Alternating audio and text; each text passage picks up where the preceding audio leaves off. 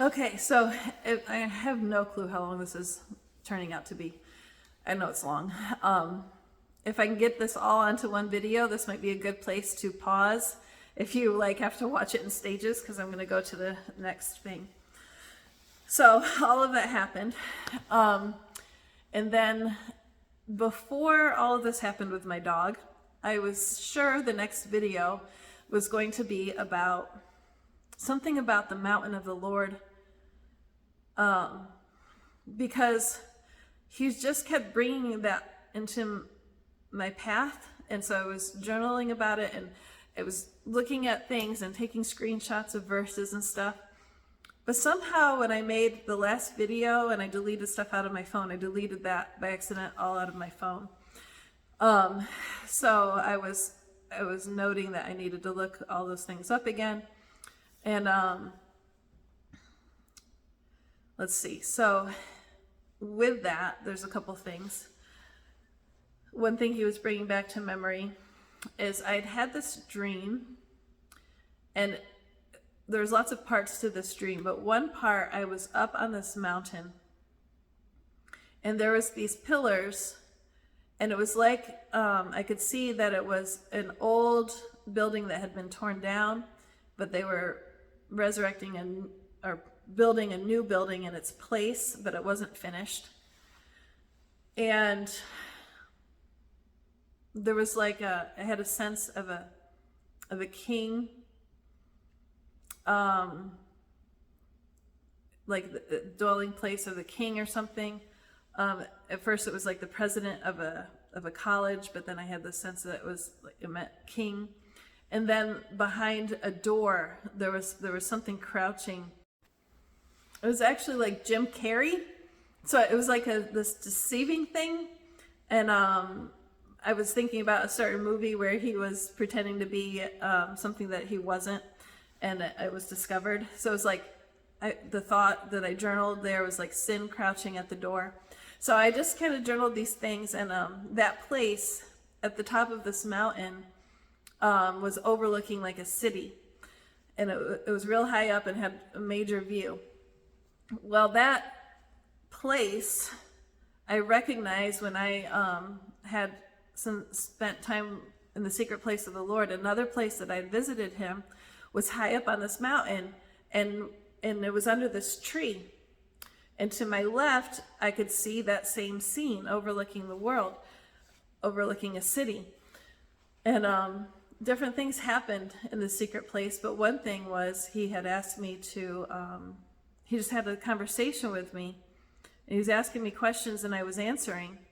And what was I seeing? What was I experiencing? Another thing, I think he asked me to write him a love letter. That might have happened there. Just different things. But I experienced him as a grown-up in this place. He lifted me up. I stood with him. We've danced there. It's just been a different place to visit him, a different experience with the Lord there. And these were coming to mind. I never knew really what the mountain of the Lord was. I didn't know that that's where I was experiencing him. One day I had a vision, and he was standing up there, and he's dressed in his kingly clothes, and the praises of the whole earth was causing gusts of wind, and his robes and stuff were just blowing. And I had that the day before. I made a video outside on a very windy day, and I think it was the day before or something, and I talked about that.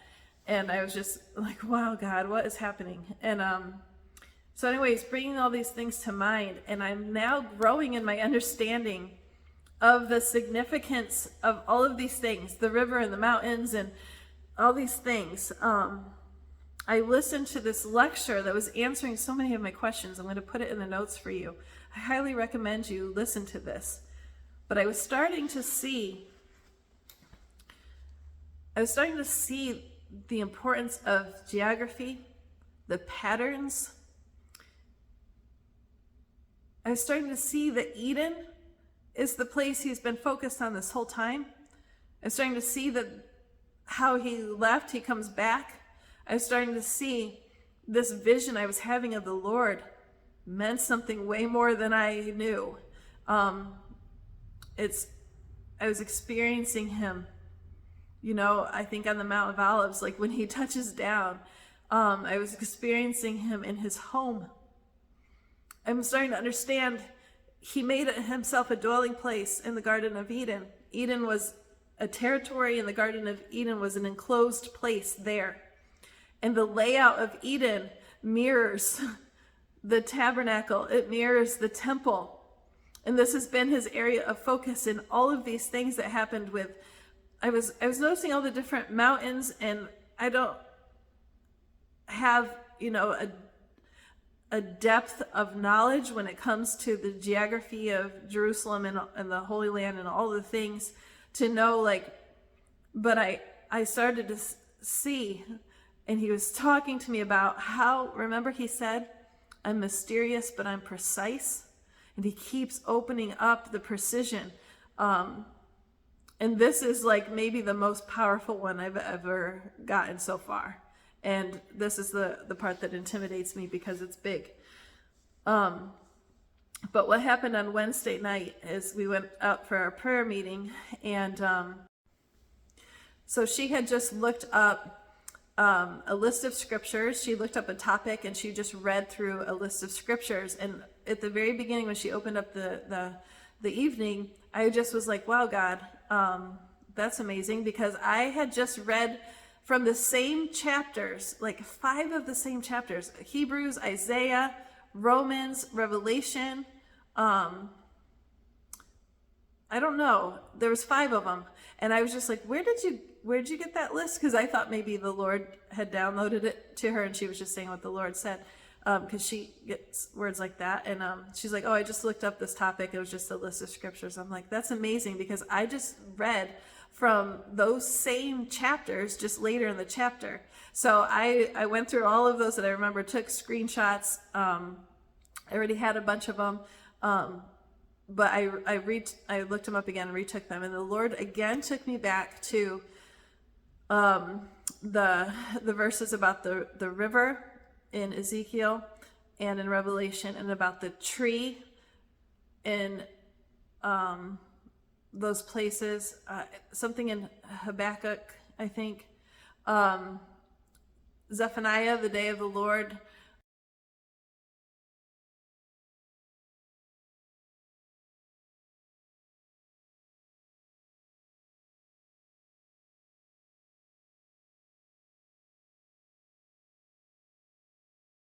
Just different things, and I was hoping I was going to get a word from the Lord, something prophetic to say to something. I wanted to practice that around other people. I was feeling nervous about that, but that's not what he was doing. He was again showing me the mountains, showing me the geography, showing me, and I didn't really know what it meant. And even as I shared that evening, I was just sharing the things, but I really didn't know what I was sharing. I didn't know what the point of this was, but I knew I was on track, because I was questioning. I was like, Lord, is this where you want me? Feeling kind of nervous because I wanted to do something. I had my own thing in mind, but this is what I felt like he was doing, and it wasn't what I thought it would be. And I hear this new guy next to me on the chalkboard just going to town, right? And I'm listening to him, but I wasn't looking at it. And I finally saved all the scriptures, kind of read it, and was just sit there pondering. And I looked over, and he literally drew the temple of the Lord on the mountain with a river around it and a tree coming out of it. And I was like, what is all of this?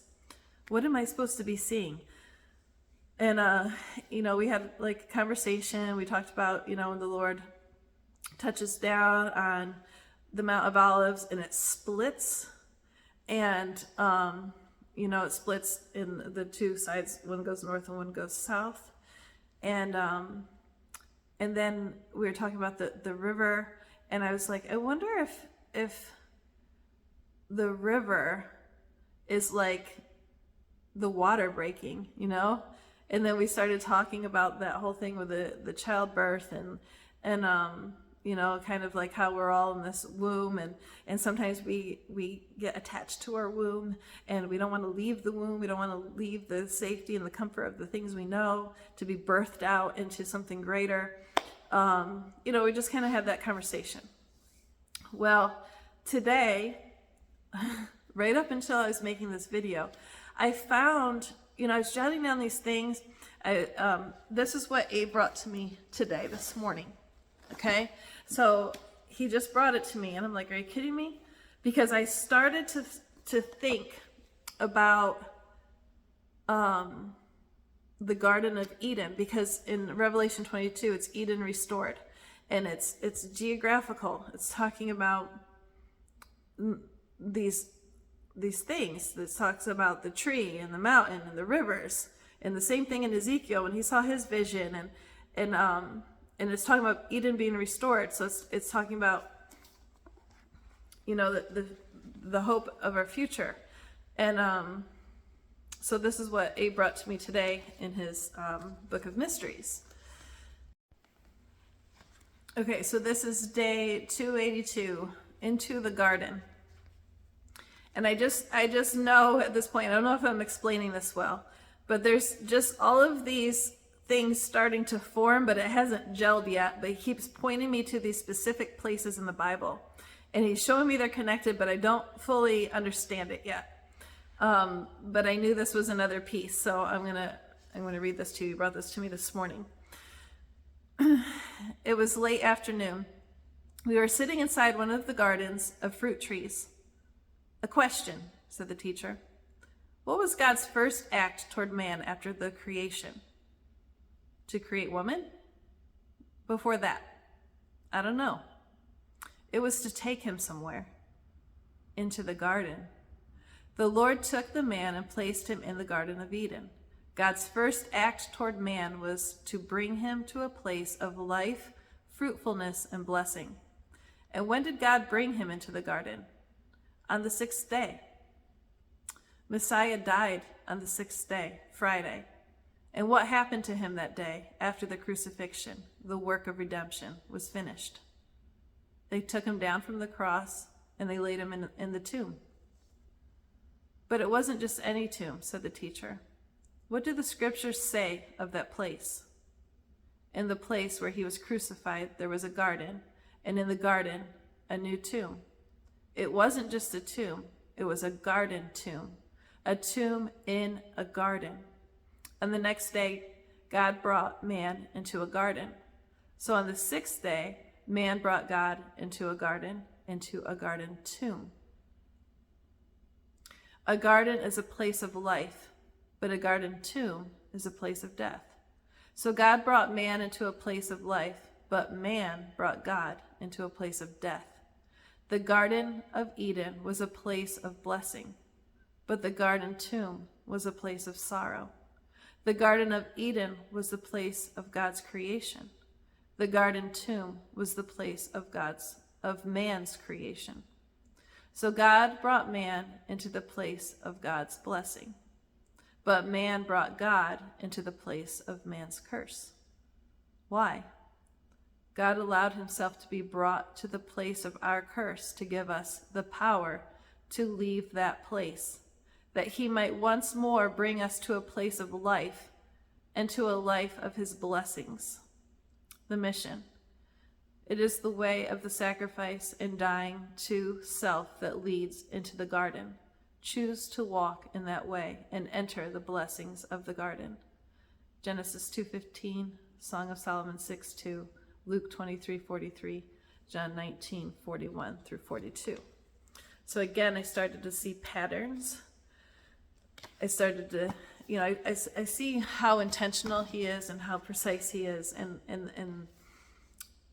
in the full circles that he does, right? So I just, took note of that. And then today I was like, I really want to understand the different mountains of the Lord. So I started looking into that.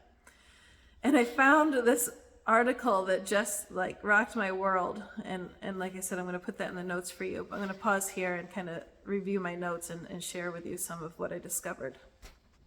Okay, so I keep referencing these verses, but I want to read them to you. But on September 21st, when I started speaking in tongues in July. So for a long time, up until October, I would just get one word at a time. It would form like a sentence, and I journaled those things. One of those sentences was on September 21st. Yes, it is true. I will take care of you. It is like a tree by a bank. I will not let it fall. It will keep producing for you. So I looked up in the Bible, trees by the bank, and it took me to Ezekiel 46. Or 47, I'm sorry. So we know from Scripture that the things, like when Moses was downloaded and told how to build the tabernacle with precise measurements, and David received similar instructions about the temple, that they are a shadow of something that really exists in heaven. And we know that because the New Jerusalem comes down from heaven like a bride adorned for her husband. So there's things on earth that are but a shadow of things in heaven. And the Lord's precise about it. I don't know if it looks exactly like that, but it might be like a mini version or something. But he's very precise about the measurements. He's very precise about which way things faced, how to enter, how to exit. And so, I've noticed those things. And, when you're reading through the Old Testament, some of that's hard to read. Like, why do I have to know this? Why do I have to know all these measurements? Why do I have to know all these sacrifices? There's deep layers of meaning in all of that. And I don't know all the things, all the meanings, but he gives me glimpses and takes me deeper into my understanding. And I get excited because I can't figure it out on my own, but when I have revelation, it's exciting. The stuff is exciting. Well, remember I said that the pastor was talking about the vision Ezekiel had in 47 about this is called the river from the temple. So he's having this vision, and I believe it's about the Millennium Kingdom, and he sees the temple, and there's water coming down from under the south side of the temple. And it says in verse 3, as the man went eastward with a measuring line in his hand, he measured off 1,000 cubits and then led me through water that was ankle deep. He measured off another 1,000 cubits. He led me through water that was knee deep. He measured off another 1,000 and led me to water that was waist. And he measured off another 1,000, and now it was a river that I could not cross because the water had risen and was deep enough to swim in, a river that no one could cross. He asked me, Son of man, do you see this? Then he led me to the bank of the river. When I arrived there, I saw a great number of trees on each side of the river. He said to me, this water flows toward the eastern region and goes down into the Arabah, where it enters the sea. When it empties into the sea, the water there becomes fresh. Swarms of living creatures will live wherever the river flows. There will be large numbers of fish because this water flows there and makes the salt water fresh. So where the river flows, everything will live. It's living water. It's the river of life. Fishermen will stand along the shore from En-Gedi to En-Eglaim. There will be places for spreading nets. While this is all going on, my husband was drawing a fisherman fishing and gathering fish in his nets. That's what he was doing during that time of practice. That's what he was getting. The fish will be of many kinds, like the fish of the great sea, but the swamps and the marshes will not become fresh. They will be left for salt. Fruit trees of all kinds will grow on both banks of the river. Their leaves will not wither, nor will their fruit fail. Every month they will bear. Because the water from the sanctuary flows to them, their fruit will serve for food, and their leaves for healing.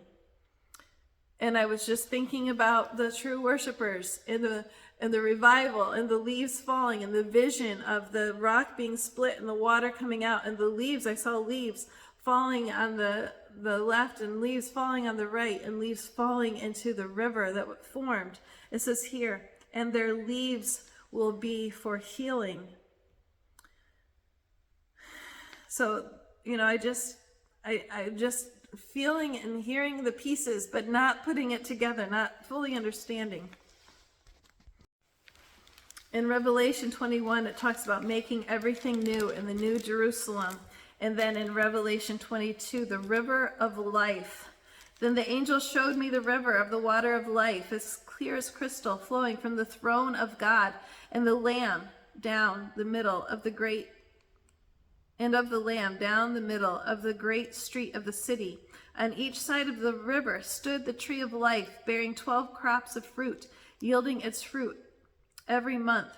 And the leaves of the tree are for the healing of the nations. No longer will there be any curse. The throne of God and the Lamb will be in the city, and the servants will serve him. They will see his face, and his name will be on their foreheads. There will be no more night. They will not need the light of a lamp or the light of the sun, for the Lord God will give them light, and they will reign forever and ever. The angel said to me, these words are trustworthy and true. The Lord, the God of the spirits of the prophets, sent his angel to show his servants the things that must soon take place. In Zechariah 14:3, it says, this is the Lord comes and reigns. So this is the day of the Lord, the second coming, after the rapture, when he comes and stays. Then the Lord will go out and fight against those nations as he fights in the day of battle. On that day, his feet will stand on the Mount of Olives, east of Jerusalem, and the Mount of Olives will split in two from east to west, forming a great valley, with half of the mountain moving north and half moving south. You will flee by my mountain valley, for it will extend to Azel. You will flee as you fled from the earthquake in the days of Uzziah, king of Judah. Then the Lord my God will come, and all the holy ones with him. On that day, later on in verse 8, on that day living water will flow out from Jerusalem, half to the eastern sea and half to the western sea in summer and in winter. The Lord will be king over the whole earth. On that day, there will be one Lord, and his name, the only name. So in a video a little while back, I said that I don't think that the Bible talks about the millennial kingdom very much. But I think he's just proving me wrong. There's lots of places where he does. I just didn't understand it all. Okay, so here's some notes of what I got today, but I really want you to, it's the link that I'm going to show you. You can read the lecture or you can listen to it. But I kind of want you to discover the things for yourself. But I'll give you a few highlights of what the Lord was showing me today that just was like, wow. He keeps revealing to us that he is mysterious yet precise, that he is at the beginning and at the end. He is the author and the finisher. He set out to do this with a plan. And because of that, we can trust him because he is already at the finish. He did all of this with such precise design. And, he is not going through this experience of life with us changing and shifting. He is going through it as a solid rock that we can stand on and rely on and count on. Just how he keeps hammering that truth into me. I'm just like, thank you, Lord, for this. Just how he opens up scriptures and just reveals time and time again through these experiences and how it all weaves together just to show a bigger and more complete picture of what this is about, who he is, and how trustworthy and true, and how life is absolutely discovered in him. And that Jesus Christ is the key to all of it. It's all built on him. It's amazing. Okay, so I'm just going to tell you like the biggest takeaways from me, but I really want you to consider reading it or listening to it. I'm going to listen to it a couple times, read it a couple times, because I just really want to understand this, because it's a key. It's really important. So the biggest takeaway for me is this. We know that, okay, so you may or may not know, but the names of things have meaning. You know, they have Hebrew meaning. And the culture, understanding the traditions of the cultures, there's so much richness that we lose in translation. There's so much that we lose by our cultural influence that are so important. And even still, you know, the Jews study the scriptures, they study the Torah, they understand these things, but all of us are still missing, and it has to be revealed to us through revelation. But like when we study the lineage of Jesus, when you look at the Hebrew meaning, it actually tells the good news gospel. It tells the story of Jesus. When you look through the lineage and all the names and the meaning of the names, it tells a story. When you look at the meaning of the names of these mountains, it tells a story. The places are significant. So the story is woven in there, but it's there for the seeker. He is the only one who can cure our blindness.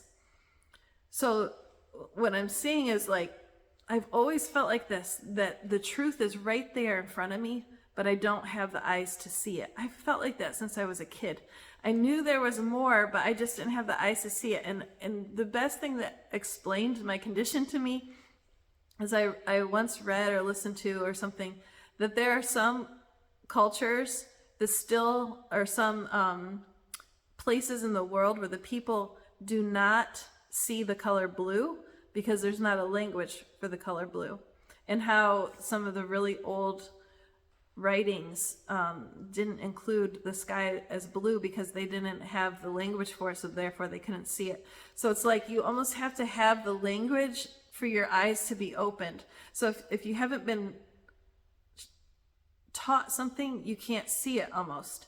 So it's like the Holy Spirit is the only one that can reveal to us and teach us so that our eyes can start to open up and see some of these things. So, you know, the scripture has a lot of hidden treasures for the seeker. And this, to me, is an awesome treasure. The understanding that God literally made his home and the pattern of his home in the promised land, in the ultimate reality where it comes down from heaven and it's there for, you know, it's established in a real and eternal way. But it all comes back full circle, like Revelation 22 says, back to the Garden of Eden. So in the Garden of Eden, the Lord made his home. Eden was a territory, but the garden was his home. The tree of life and the tree of knowledge of good and evil was in his home. And the Garden of Eden was hedged in. It had an entrance. It was protected. It had boundaries. It had a layout. Well, this guy is suggesting that that place is the very place, you know, where Abraham, you know, the territory where he made his sacrifice in Bethel, means house of the Lord. He knew where he was going. Mount Moriah, which means something like, you know, like God's keeping his eye on it or he's looking out for it or whatever. Like Mount Moriah, Mount Zion, Mount of Olives, they're all the temple mount, the mountain of the Lord, they're all like the same place. We know that the Holy of Holies is the home. We know in the tabernacle, in the ark, that was the home of the Lord, is a place where he could dwell. So it's like the same story of where he's made his home. And and Jesus' story was lived out in those places. They have symbolic meaning. Man, I bet there's so much richness there of what Jesus did. This book of mysteries gave us a glimpse of a full circle, you know, the garden tomb and the Garden of Eden. But just the significance of walking over the Kidron Valley. I did some research a while back about the Kidron Valley and what that means. And, the same place that Jesus ascended, he's going to touch back down on the Mount of Olives, where Abraham made his sacrifice, or, he didn't make the sacrifice, but where he built the altar for Isaac, and he could look over and see the Lord's home, basically. So there's a certain place, a geographical place that the Lord had established, and he's going to bring us back to that, and it's where he can dwell with us. And I wasn't seeing all of that. And this lecture does a really good job of explaining, just the different places where Abraham built the altars, where Jacob had the experience of the ladder, like a real, basically portal into heaven where the angels were going up and down. And,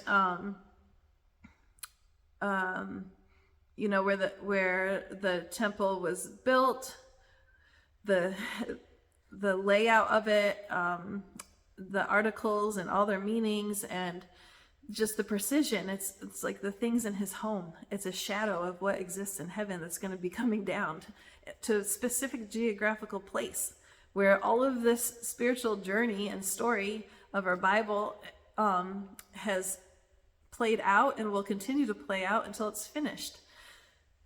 It's just really awesome. So I hope that excites you, because it excites me.